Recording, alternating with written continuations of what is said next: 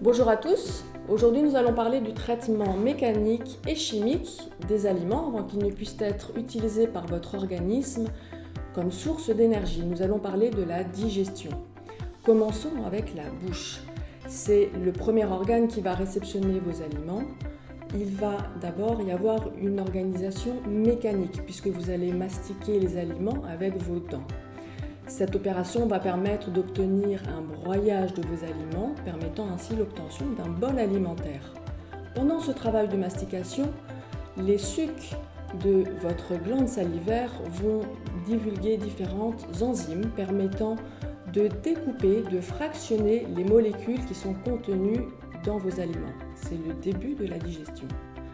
La langue va alors ensuite faire un travail de propulsion de votre bol alimentaire dans l'œsophage, qui est un long tuyau de 25 cm dont la paroi va être contractée grâce à des contractions appelées péristaltisme. Vos aliments vont arriver dans l'estomac qui est un gros haricot permettant de réceptionner vos aliments. C'est un petit peu l'entrepôt de vos aliments. Le travail de cet estomac est double. D'abord, ça va être un travail mécanique, celui qui va consister à brasser vos aliments jusqu'à l'obtention d'une bouillie appelée chyme. L'autre travail de l'estomac va être de propulser différentes enzymes permettant la fragmentation de vos molécules alimentaires jusqu'à l'obtention d'une prédigestion. À la fin de cette opération, le chyme, cette bouillie épaisse, passera à travers un petit clapet permettant d'arriver ensuite dans l'organe suivant de votre système digestif, un organe majeur appelé l'intestin grêle. Cet organe, qui mesure entre 6 et 7 mètres en fonction des individus, a une paroi interne recouverte de microvillosités permettant d'agrandir la surface d'absorption de vos aliments, permettant ainsi d'avoir une surface de près de 250 mètres carrés.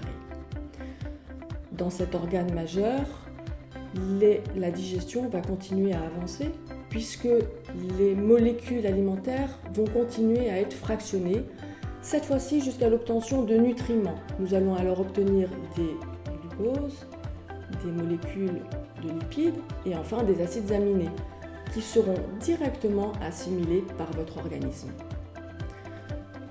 Les microvillosités permettent à ces micro-organismes de faire passer les nutriments à travers la paroi de votre intestin.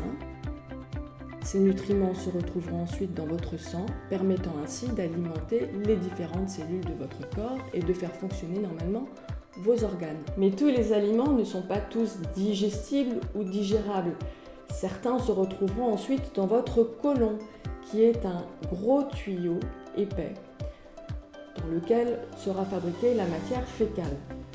Ce gros tuyau épais fera l'objet de différentes contractions permettant de faire avancer la matière fécale dans votre système digestif, permettant d'arriver ensuite dans le rectum, puis dans l'anus. Je vous souhaite une excellente journée, prenez soin de vous.